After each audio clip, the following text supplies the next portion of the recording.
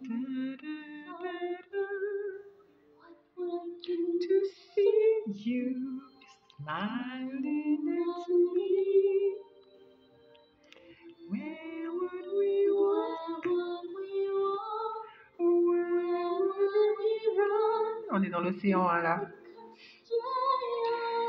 C'est plein de souvenirs, c'est assez déroutant, n'est-ce pas, tout ça, et en même temps c'est différent, et en même temps on se pose des questions.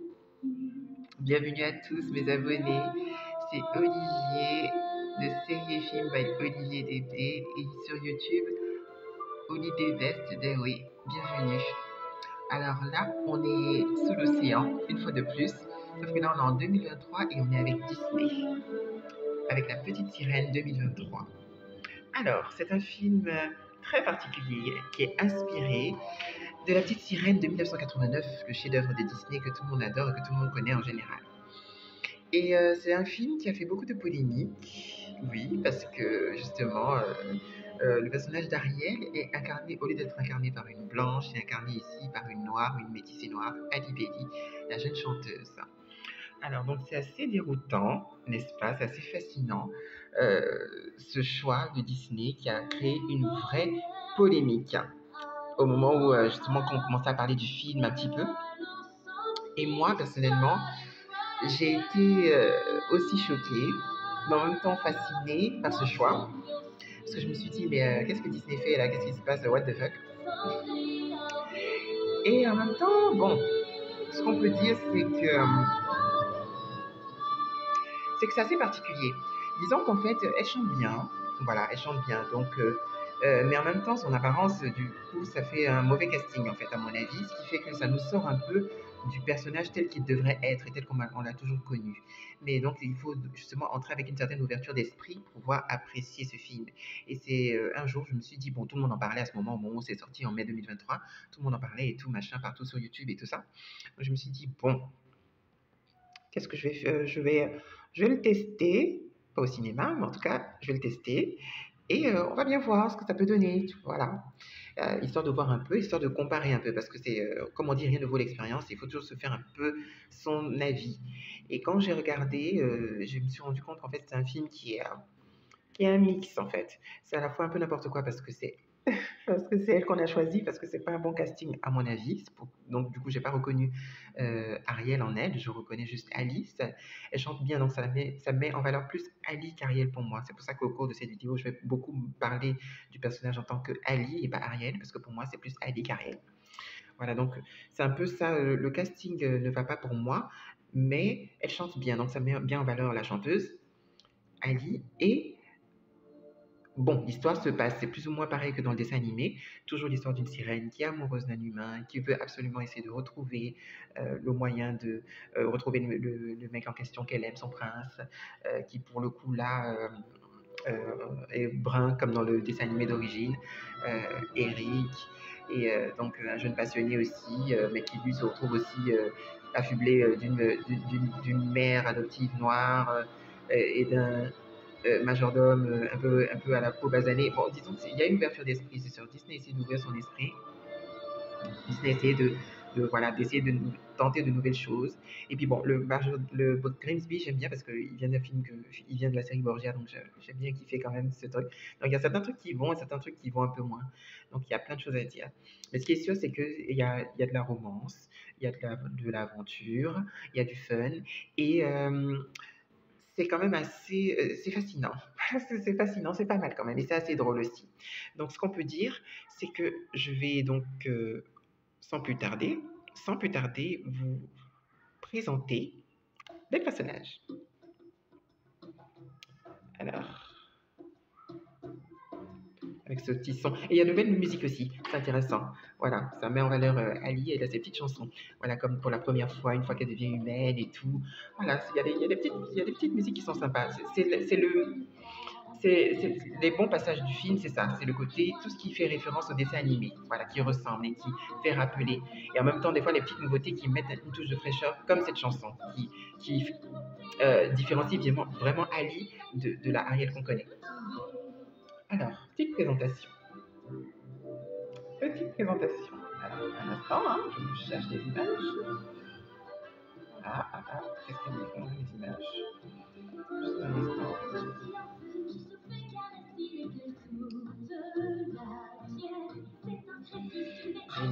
images. Oh, j'avais des images tout à l'heure, c'est un peu bizarre. Enfin bref, attendez, juste un instant. En tout cas, j'essaie de trouver justement les jolis posters pour vous. Voilà. Ici, on a le roi, le roi Triton, en tout cas de cette version, incarné par Javier Bardem. Alors, c'est le père, protecteur, un peu, je dirais pas tyran, mais en tout cas un peu gros, très grincheux contre les humains, qui va absolument protéger sa petite Ali et l'empêcher d'aller sur Terre, un peu comme dans le dessin animé et tout.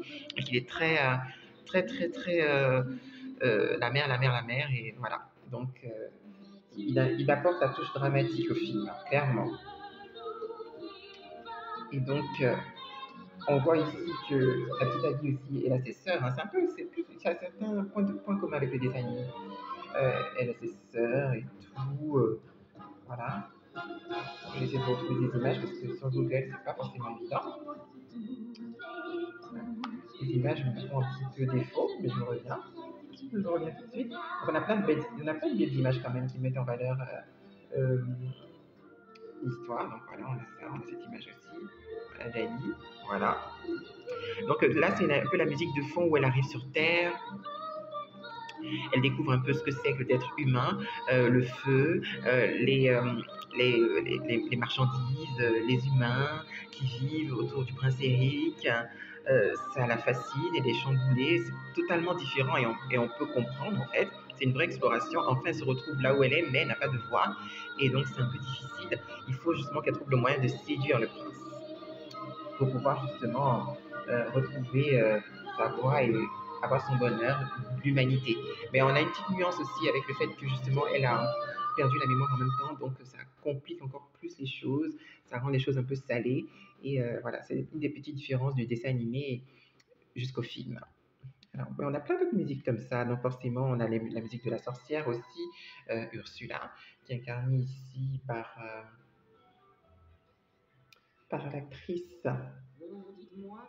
J'ai plus son nom, mais en tout cas, voilà. Là, j'ai les bonnes images. Voilà. Vous la reconnaissez, hein? Celui-là. J'ai trouvé que le make-up est sympa. Au côté maquillage, on se rapproche du personnage d'origine du dessin animé. Voilà. Et les tentacules avec leur effet fluorescent aussi, ça rajoute une petite fraîcheur qui est bienvenue. Même si la voix n'est pas forcément aussi puissante en français comme en anglais que la voix de Pat Carroll à l'époque ou la voix de Micheline Dax en français. C'est sûr que c'est un peu moins. On a la vibe, mais la voix n'est pas aussi puissante. Qu'en pensez-vous? De tout. Qu'est-ce que vous en pensez par rapport à la version de 1989? Dites-moi dans les commentaires ce que vous en pensez. Donc, elle est toujours accompagnée de ses Flotte Sam et Jet Sam, ses lugubres partenaires. Là, sauf que là, c'est des anguilles électriques. Donc, elles ont un côté assez percutant et électrisant. Ouais, c'est différent. Donc, je ne vais pas montrer Triton, je vais montrer Alice. Et on a aussi le crabe Sébastien et Polochon. Donc c'est sûr que forcément, en passant d'un dessin animé au live action, de toute façon, ça c'est de manière générale, on perd un petit peu en magie, c'est sûr. Donc c'est toujours un petit peu différent. Mais on a quand même, il y a quand même un peu de fun avec les personnages secondaires. Voilà, comme par exemple le Erika. Ça aussi, c'est un des passages que j'ai kiffé, j'avoue. La rumeur avec Eureka, qui vient un peu montrer en disant la rumeur, le buzz. Franchement, quand j'ai entendu ça la première fois, j'ai kiffé parce que je me suis dit, oh, c'est un peu comme, lui, il est un peu les réseaux sociaux de ce monde, en fait. Il vient former tout le monde, voilà, notification, qu'est-ce qui se passe et tout. On a des histoires, on a des affairages, comme on dit dans mon pays. Voilà, histoire de savoir que c'est quoi les potins, les news, le prince, oui, il a trouvé une copine et tout, et donc Ali pense que c'est elle et tout ça. Alors qu'en fait, finalement, il y a une autre fille. Donc, Dorothée Pousseau, pour la version française, a vraiment mis une sacrée dose de tonus et de fun qui me fait kiffer. C'est un des grands points forts de ce live action de La Petite Sirène 2023. J'ai kiffé.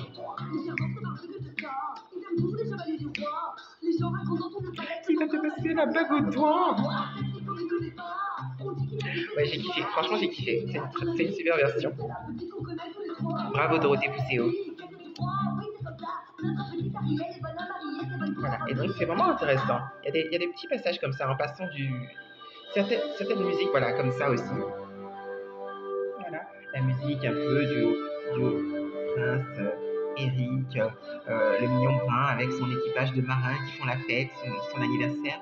Ouais, il y a des petites musiques comme ça qui font clairement référence au dessin animé. Et donc ça fait une jolie nostalgie. Ouais, une jolie nostalgie, bien sympathique.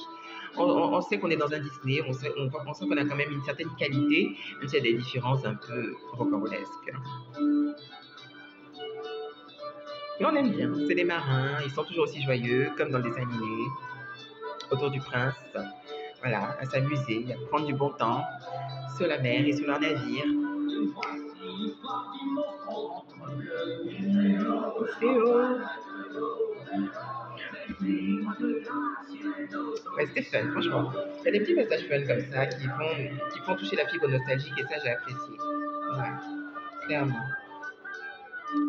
Évidemment, on ne peut pas parler de la petite sirène et de son univers, que ce soit celui de Ariel qu'on connaît ou celui d'Ali, sans parler de la musique, l'une des musiques phares du dessin animé, une musique qui franchement nous a tous percutés. On peut pas parler de ça, du dessin animé ou du film sans ça. Alors je retrouve la musique tout de suite. Hein. J'ai toute une bibliothèque de musique. Hein. Donc permettez-moi de la retrouver très rapidement. Non, c'est pas les abysses. C'est pas ça. C'est pas la rumeur. Je fouille juste un instant. Je suis presque arrivée. Alors, je fouille. Où est-ce que c'est? Voilà.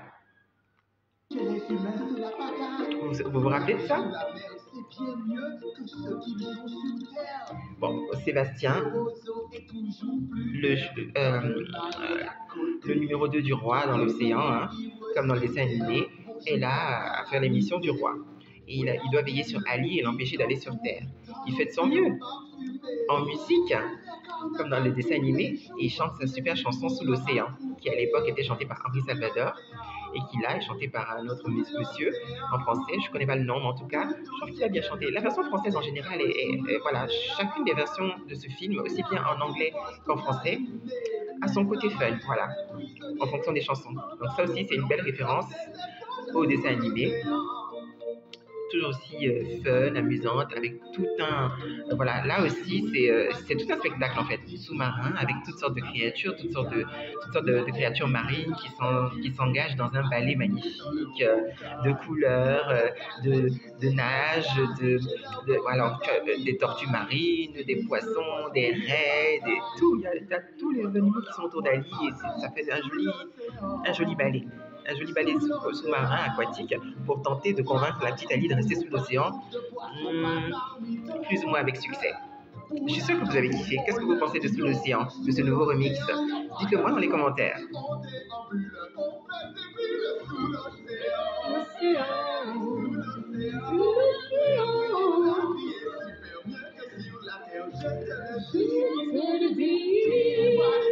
C'est fun. C'est sympa. Un joli passage. Alors, il faut aussi que je vous parle d'un autre passage très intéressant. Un petit passage bien sympa aussi. Je cherche la photo. Hein.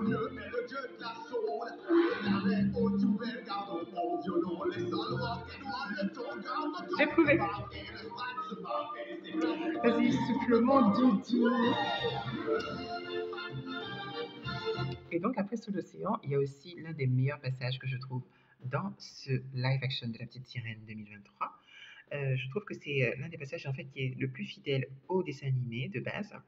C'est le passage où justement la sorcière décide de se déguiser en une jolie jeune fille pour pouvoir éloigner la sirène Ali de son prince. Et elle prend la forme donc de Vanessa, l'intrigante, qui soi-disant a sauvé le prince Eric, mais en fait il n'en est rien. Et elle utilise la voix de la sirène pour pouvoir justement tromper son monde et charmer le prince, l'envoûter d'une certaine manière. Et ce remix chanté par Ali Bellé, puisque c'est la même voix d'Ali Bellé en fait, mais en version Evil, c'est magnifique. Et l'interprétation de l'actrice qui fait Vanessa est franchement superbe, superbe. Le mix de la voix et de la voix d'Ali et de l'interprétation de cette actrice ça fait vraiment sensation. Il n'y a rien à faire. Écoutez. Et je l'ai même chanté en plus sur ma page Chérie Film by Olivier, donc à tel point j'ai kiffé en fait. C'est trop fun. Qu'en pensez-vous?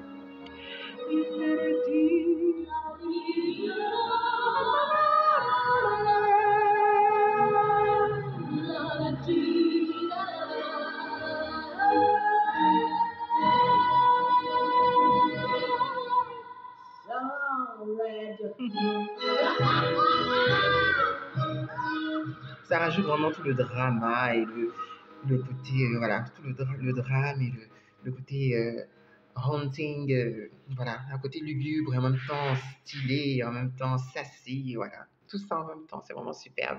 Alors vraiment, donc j'ai essayé de faire le tour justement de toutes ces musiques pour justement vous parler de ce film qui justement je trouve est un mix en fait. Je trouve qu'il est à la fois, il a fait beaucoup de polémiques et je peux comprendre. Je n'ai rien contre Ali Bellé en soi, c'est juste que je trouvais qu'elle n'est pas à sa place dans ce film, en fait, par son physique, en fait. Voilà, le casting est mauvais, mais elle chante bien, ça la met en valeur, elle, Ali. Le film est quand même assez fun, assez drôle.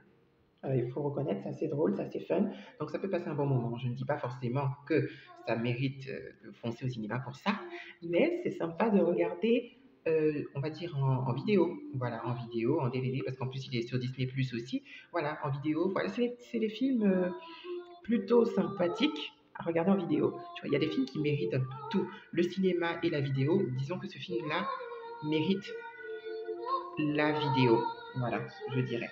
Voilà, ça mérite la vidéo et on passe un plutôt bon moment. Voilà, pour tant soit peu qu'on ait tant soit peu qu'on ait justement l'esprit assez ouvert. Voilà, faut garder l'esprit ouvert. C'est un peu comme le Seigneur des Anneaux de Rings of Power. Voilà, faut avoir une certaine ouverture d'esprit pour voilà pour en profiter. Parce que si on est très fermé et qu'on se dit ah non non non machin, voilà. Donc, moi j'ai essayé d'ouvrir un petit peu mon esprit. Et puis en plus, j'étais un peu dans le mood aussi des live action. Je découvre un peu les autres, hein, Belle et la Bête, Pinocchio et tout ça récemment, que j'ai bien aimé et tout. Puis en plus, je kiffe Cendrillon et Aladdin, parce que je vous parlerai peut-être d'Aladdin aussi bientôt un jour. Voilà, donc en tout cas, j'ai essayé de prendre le temps pour bien vous en parler. Je trouve que c'est un film qui est plutôt, qui est fascinant, qui est plutôt sympathique, voilà, mais qui mérite surtout la vidéo plus que le cinéma et qui nous met dans un autre délire en fait. C'est une autre histoire de sirène, c'est la sirène Ali quoi, qui fait sa petite aventure et qui va se trouver son bon petit BG brun, blanc. C'est quelque chose que je comprends. Alors pour ça, je donne un bon 6,5 sur 10. Voilà, je dirais. Le dessin animé est loin au-dessus, mais ça c'est pas mal. Voilà, ça vaut le coup d'œil. On passe un bon moment. C'est assez drôle. C'est assez cool. Donc qu'est-ce que vous en avez pensé de La Petite Sirène 2023 de Disney? Dites-le moi dans les commentaires, likez, partagez, abonnez-vous et surtout n'hésitez pas à rester connecté parce que j'ai encore plein de choses à vous dire sur les films et les séries en encore et encore et encore et encore et en tas, comme on dit chez nous. Allez, gros bisous, portez-vous bien, très bon week-end et à très bientôt.